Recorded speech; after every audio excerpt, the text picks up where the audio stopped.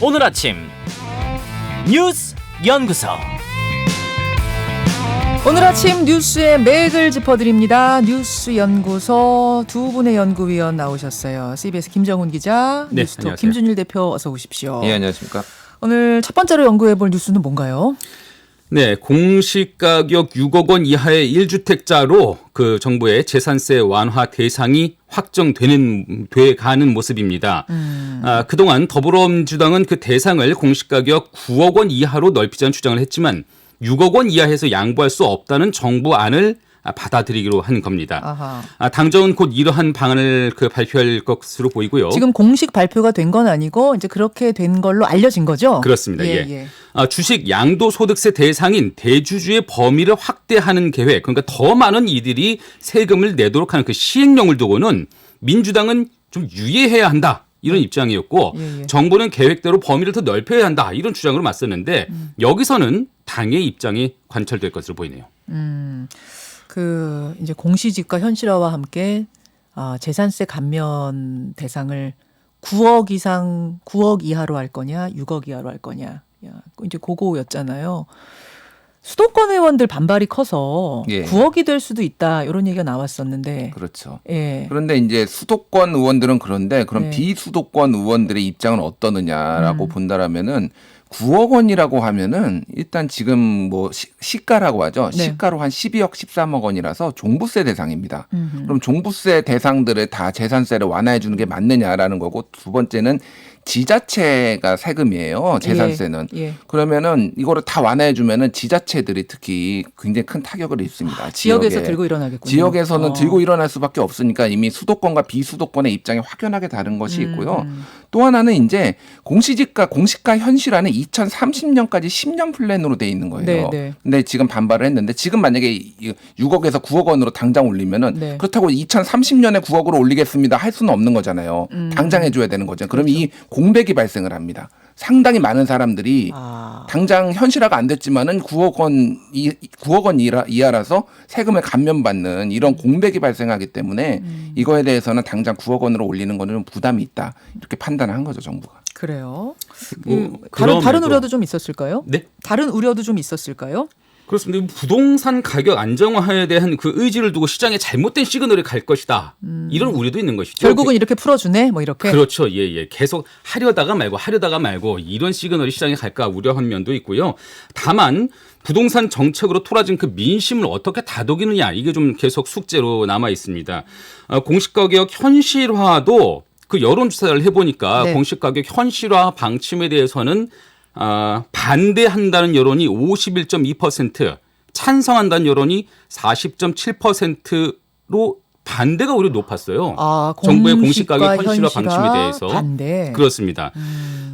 특히 부동산 가격이 폭등한 수도권 주택 소유자의 경우에는 네. 뜻하지 않은 세 부담에 불만을 품을 수도 있는 상황이거든요. 그렇죠. 예, 그럼에도 그 완화 대상을 넓히지 않기로 한 거는 네네. 그래봐야 여론이 우호적으로 돌아설 리는 없는 것 같다. 어차피 부동산에 대해서는 그렇습니다. 여론이 다 돌아섰기 때문에. 예, 그렇습니다. 그래서 그러니까 결정을 한 거고. 주식 양도세를 같이 봐야 돼요. 지금 주식 양도세 같은 경우에도 네. 현행 지금 10억 원에서 매기는 거를 3억 원으로 강화하는 거거든요. 낮춘 게 아니라 강화한다라는 방침이 내년 4월에 이미 2년 전에 시행령을 개정해서 내년 4월에 했는데 그거를 지금 유예한다라는 얘기가 맞아요. 나오고 있거든요. 네. 그러니까 이거 같은 경우에는 주식 이거를 강화를 하게 되면은 주식을 파는 사람이 늘어나서 양도세를 피하기 위해 그러면 주가가 떨어질 것이다.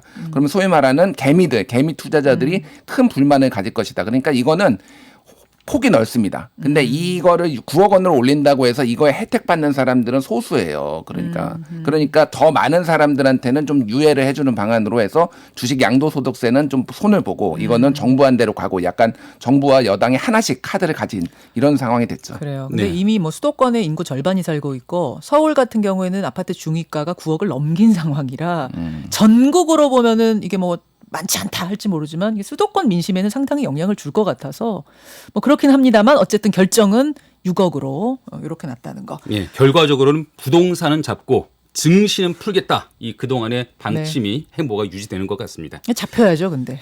잡힐까? 이게 문제인 거죠. 두 번째 연구할 주제는요? 네, 윤석열 검찰총장의 대권 주자로서의 상승세가 지금 계속되고 있습니다. 네. 여론조사 업체 리얼미터가 오마이뉴스 의뢰로 조사한 10월 차기 대선 주자 선호도 조사 결과가 나왔는데요. 윤 총장은 17.2%로 공동 1위를 차지한 이낙연 대표, 이재명 지사에 이어서 3위를 차지했습니다. 공동 1위는 21.5%를 기록했더라고요. 네네. 윤 총장 선호도는 한 달 만에 6.7%포인트 높아져서 역대 최고치를 기록했는데요. 일본은 정치권의 심사가 좀 복잡할 것 같습니다. 먼저 이 여론조사 개요부터 설명을 해드리면요. 네네. 이 여론조사는 지난달 26일부터 30일까지 전국 18세 이상 전국 성인 남녀를 대상으로 최종 2,576명이 응답했고요. 응답률은 4.4%입니다. 무선 전화 면접과 유무선 자동응답, 혼연 방식 등으로 조사했고 표본오차는 95% 신뢰 수준에서 플러스 마이너스 1.9%포인트입니다. 네, 네. 자세한 내용 리얼미터나 중앙선거 여론조사 심의위원회 홈페이지를 참조하시면 되겠고요. 윤석열 총장은 여권에서 비판이 쏟아지면 쏟아질수록 지지율이 더 올라가는 지금 이런 현상을 보이는 것 같아요. 이제 뭐 추미애 패러독스라고 저는 이거를 붙이고 싶은데 무슨 말입니까? 추미애 장관이 앞장서서 사실은 윤석열 총장, 검찰총장을 압박하는 모양새잖아요. 네네. 그런데 일반적으로 보면은 지지도는 인지도하고 일단 상승을 합니다. 지지를 하려면 알아야지 지지를 할 거 아니에요. 싫어하든 좋아하든. 인지도는 기본이다. 지금 문재인 대통령 빼놓고 언론에 제일 많이 등장하는 사람이 아니면 윤석열 총장일 것 같아요. 뭐 제가 조사는 안 해봤지만 직접 네. 아마 조사를 해보면 그 정도로 지금 많이 등장을 하고 있으니까 네. 좋아하는 사람, 싫어하는 사람 나눠지고 거기에 이제 인지도까지 그리고 정부에 가장 당당하게 맞서는 이런 모습들이 이제 반정부, 비정부 지지층한테는 상당히 이제 어필하는 모양새인데 이게 실제 그렇다고 야권, 국민의힘에 도움이 될지에 대해서는 상당히 의견들이 갈리고 있어요. 그러니까 어떤 측에서는 매기 효과를 얘기합니다. 조혜진 의원 같은 경우에는 네네. 매기 효과를 얘기를 하는데 사실은 매기 효과는 없는 걸로 과학적으로 밝혀졌거든요. 그러니까 매기가 있는 곳에 뭐 하나 네. 풀어놔가지고 다 전체가 이제 좀 힘을 받게 한다 이런 거죠. 들썩들썩하게 청어가 한다. 있는 항아리에 이제 네. 매기를 그렇죠. 청어의 매기. 매기를 풀어놓으면은 청어들이 살기 위해서 열심히 한다라는 건데 그거는 사실이 아닌 것으로 밝혀져 스트레스 받아서 더 먼저 죽는답니다. 어쨌든 매기 효과를 지금 언급을 했는데 정말로 그러면은 다른 야권 후보들이 정말로 살아날 것인가 윤석열이라는 존재 때문에에 대해서는 굉장히 의문이 들 수 있고 오히려 더 존재감을 드러내지 못하고 있는 역설적인 상황. 그 야권으로서는 아마 윤석열 총장이 좀 믿기 어려운, 믿을 수는 없는 필요악 현재 상황에서는 그렇게도 느껴지지 않을까 무슨 싶은데요. 말씀이세요? 좀 야권이 아시는 것처럼 지금 이렇다 할 대선 주자가 이거 눈에 확 들어오는 건 아니거든요. 네. 그런 상황에서 네. 범야권 그러니까 여권 지지 세력이 아닌 쪽에서 누군가가 좀 이 판을 좀 흔들면서 치고 나가줬으면 하는 바람이 없진 않을 겁니다. 그 선두 주자로 윤석열 총장이 지금 거론이 되고 있는 상황이긴 하고요. 또 야권의 그 주자별로 그 대선 주자별로 입장도 좀 다를 것 같은데 일단은 홍준표 의원 같은 경우에는 네. 본인이 보수 우파의 적통이다. 또 누구에게도 빠지지 않는 대선 주자다. 이렇게 자처한 상황에서 윤석열 총장의 영입 논란 자체가 사실 자존심을 상하게 할 것 같아요. 본인이 윤석열 검찰총장은 우파 대선 후보로 운운하는 거 아무런 배알도 없는 막장 코미디다 이렇게 말한 적이 있었거든요. 안철수 대표 같은 경우에는 지금 본인 스스로가 범야권 통합 후보로 주가를 높여야 하는 상황인데 바로 라이벌급인 윤 총장의 반가울 리는 없을 것 같고요.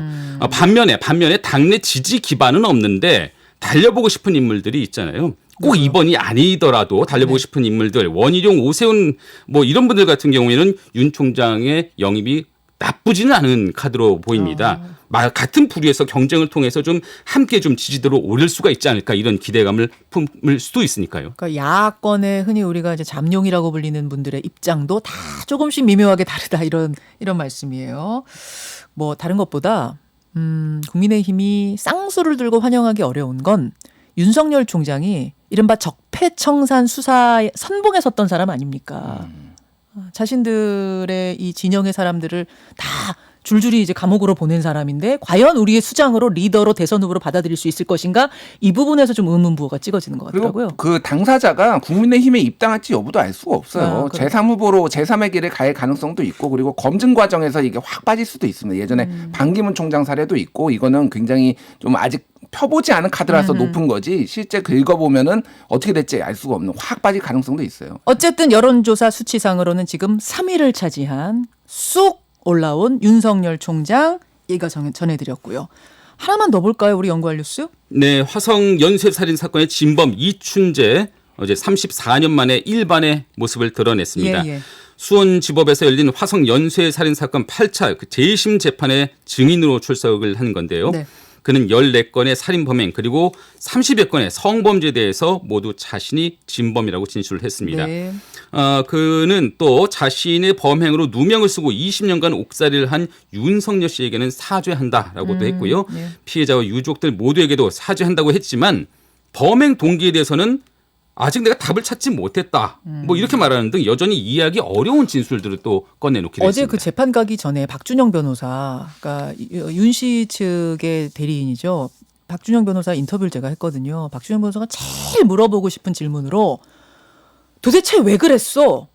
이걸 물어보고 싶다 그랬어요. 왜 그랬어? 뭐라고 답한 거예요, 김준일 기자? 모르겠다고 한 거예요? 일단 어떤 계획이나 뭐 생각을 가지고 범행을 한 게 아니다. 그냥 불을 찾아가는 불나방처럼 범행을 저질렀다. 어제 재판정에서 그런 얘기를 했어요. 참. 무슨 사유인지 모르겠다. 나도 모르겠다. 나도 날 모르겠다. 뭔가 상황에 맞춰서 그냥 살인하지 않았나 이런 얘기를 한 것을 봤을 때 좀 안타까운 상황이고 어제 윤석열 씨 20년간 억울한 옥살이를 한 윤석열 씨가 왔어요. 그래서 늦었지만 이춘재가 진실을 말해준 것은 고마운 일이다라고 얘기를 했고 이춘재도 법정에서 사과한다. 네. 나 때문에 누명을 쓰고 수용 생활을 하며 고통을 겪은 분한테. 근데 사실은 이제 뭐 이춘재가 잘못한 건 맞지만은 이건 사실 경찰이 수사를 잘못해서 윤석열 씨가 억울한 옥살이를 한 거거든요. 그렇죠. 그러니까 그거에 대해서 명확하게 좀 징계와 후속 조치들이 지금 경찰이 있어야 될 것으로 보입니다. 제가 기억나는 말이 이춘재가 어제 법정에서 이랬답니다. 내가 수사 대상에 오르지 않은 게 나도 그때 희한했다. 내가 왜 그때 수사 대상에 오르지 않았는지 참 나도 희한하다고 그때 생각했다. 이 말이 기막히더라고요. 예. 예. 아까 범행 동기에 대해서 잠깐 말씀을 드렸었는데 그러면 분화방처럼 범행을 저질렀다라고 하고 예. 근데 그 이춘재는 사람을 죽이고는 그 순간 이것은 아니다라는 생각을 했지만 돌아서면 끝이었다. 그런 일이 반복됐다. 또 강간이나 살인은 자연스럽게 진행됐고 저지르다 멈추면 강간이 되고 진행하면 살인이 됐다. 이렇게 말을 했었거든요. 또 뭐 자기는 손이 예쁜 여자가 좋았다. 이런 좀 납득하기 어려운 발언들도 꺼내놓기도 했었고요. 소름 끼치네요. 저는 그래서 이런 얘기를 들으면서 네네. 범행 직후에는 반성이 없지 않았다는 점에서 이게 일반적인 사이코패스랑은 좀 다르지 않을까 하는 생각이 좀 들었었고요. 사이코패스는 우리가 죄의식이 결여된 사람을 사이코패스로 생각을 하잖아요. 그런데 이춘재의 경우에는 오히려 잘못된 행동을 알면서도 그렇게 반사회적인 행동을 하는 멈추지 않는 소시오패스 유형이 아닌가 이런 생각도 들더라고요. 그 소시오패스는 오히려 다른 사람들의 감정을 잘 다룰 줄 아는 사람인데 그렇게 보자면 어제 나는 분화방 같았다 아니면 나는 손이 예쁜 여자가 좋았다 이렇게 말한 것도 자신의 잔혹성을 감추기 위한 그런 진술이 아니었나 하는 생각도 들었습니다. 성도착증에 대해서 이수정 교수가 인터뷰 나와서 얘기했던 것도 기억이 나는데 아무튼 억울한 옥살이에 대한 이 재심인 거잖아요. 이 재심이. 결과가 좀 확실하게 나와서 그때 수사 잘못했던 것, 그래서 이춘재를 놓쳤던 것, 억울한 사람이 누명 썼던 것 다 명명백백하게 밝혀졌으면 좋겠습니다. 두 분의 연구원 고생하셨습니다. 감사합니다. 김현정의 뉴스쇼는 청취자 여러분의 참여로 이루어집니다. 트위터, 페이스북, 레인보우 게시판 그리고 단문 50원, 장문 100원의 유료 문자 샵 1212, 우물정 1212 통해 참여하실 수 있습니다. 김현정의 뉴스쇼 여러분과 함께 만듭니다.